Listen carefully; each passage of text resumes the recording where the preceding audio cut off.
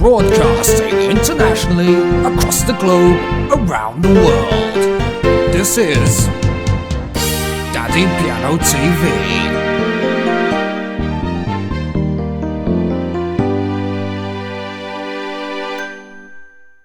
Daddy Piano TV is sponsored by Arctic Botanicals Fine Fragrance Fragapani Body Scrub.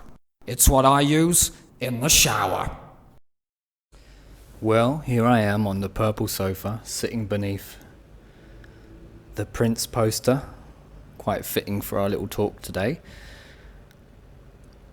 I want to talk a little bit about where I get ideas from, and where a lot of composers get their ideas from, where it all comes from, this music. And for the purpose of this podcast, let us assume composer to mean somebody that creates from scratch.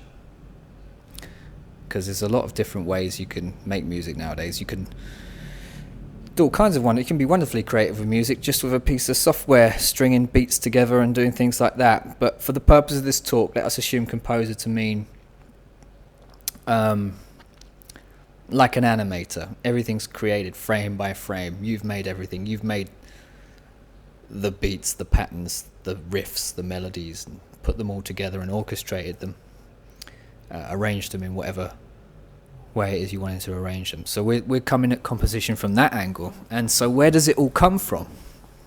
Where does it just appear on the manuscript paper? Well, I guess there are different ways in which you can compose. You can get the music out of your system just by playing around, and then something comes up, be it the piano or your guitar or whatever it is.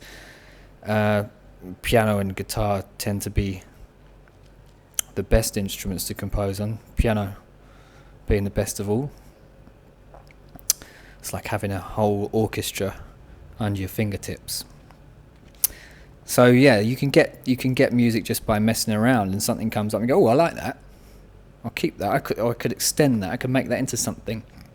But I want to talk about something much deeper today, something that I heard one of my university lecturers refer to as music of the spheres. And that kind of took on its own meaning for me. Music of the spheres.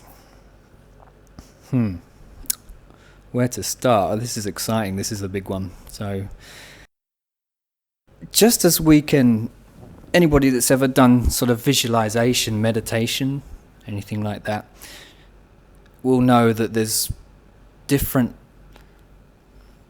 levels at which you can start to see or visualize things, from like an approximation or a trying to see something, to actually images appearing right there in front of you while your eyes are closed, to the point where when you open your eyes you can still see them for a few seconds there in the air. So music can filter down from, shall we say, other layers of reality. We tend to think of dreaming or imagination as being just what we call it. We've come up with this word to describe, to try and get a handle on these things. So we call it dreaming and we call it imagination, but really it's just a mental reality. It's another level of reality that no more or less exists than the physical one in which we're residing and taking as being so real, with all its attachments. It's no wonder we feel it so strongly. Anybody that's a parent, or anybody that's in love or is experiencing any sort of strong physical attachments, will know why we take this physical reality to be so real, because it just appears so tangible and so present. But there is this mental layer of reality, and that can awaken, of course, when we go to sleep, when we, as we like to call it, dream. But also with sound too. You can dream in sounds, and you can hear sounds. And one of the things that Beethoven used to do is go off into the countryside. When he was composing, which was pretty much every day, he would take himself off into the countryside and go for wanders to get inspiration.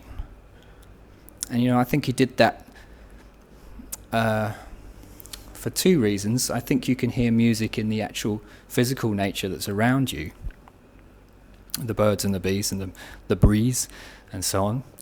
But also the quietude can open up in you a part of you that can connect to something much higher. Again, like meditation. And so the countryside, being in the quietude of that, you are then able to pick up other layers of reality. You're able to hear sounds that when you're in your busy everyday life, particularly in somewhere like a city where you've got lots of noise, there's no chance for that to come to fruition. When you're in the quiet and you open your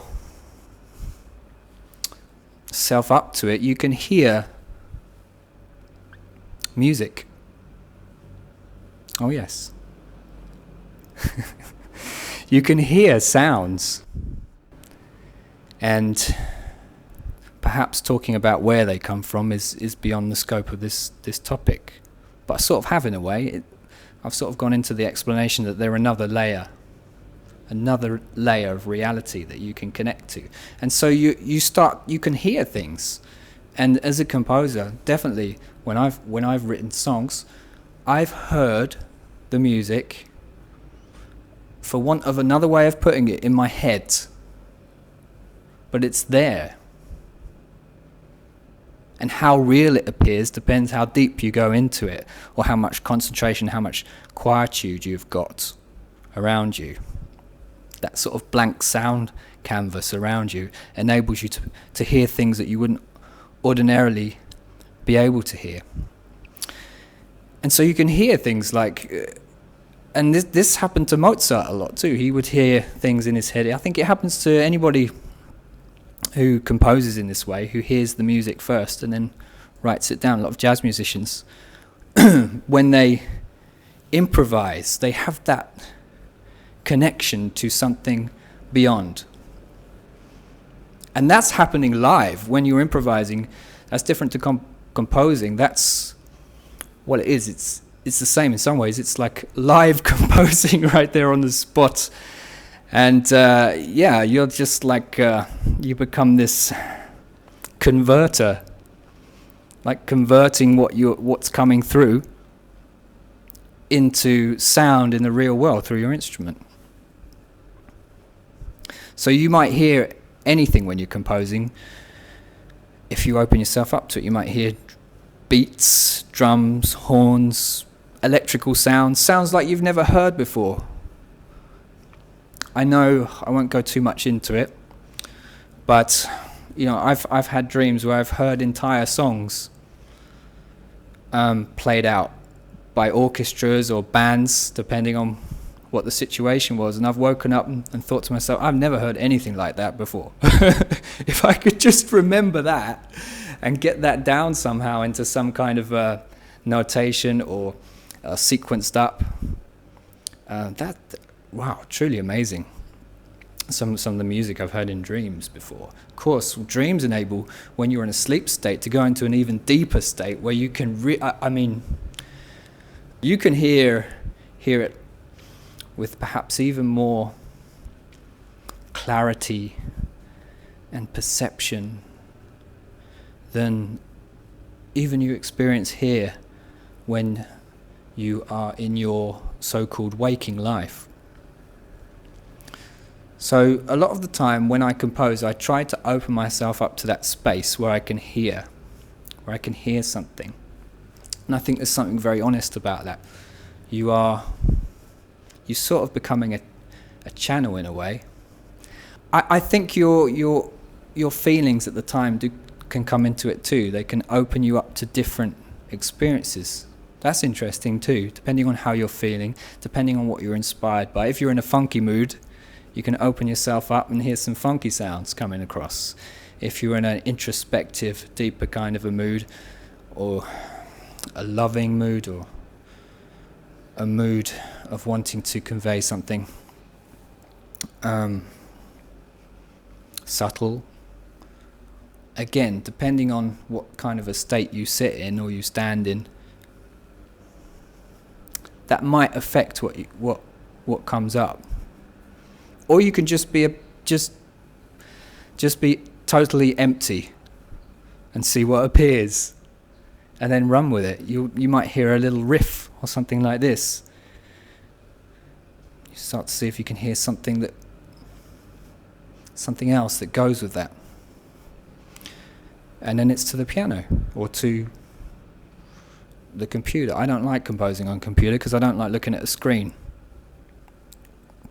It makes my head go kind of a little bit fuzzy. So I don't like that. I like to be very clean and clear and feel very undistracted. In front of a screen I feel a bit distracted and a bit cut off.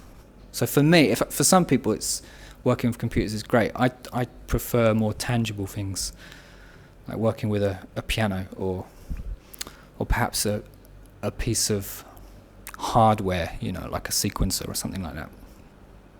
Anyway, I just wanted to talk a little bit about, I guess what I've covered is that there are other levels of reality in sound, in sight, in experience, and they can be useful as a composer. You can open yourself up to them and convey what it is you hear through the physical here on planet Earth. There you go.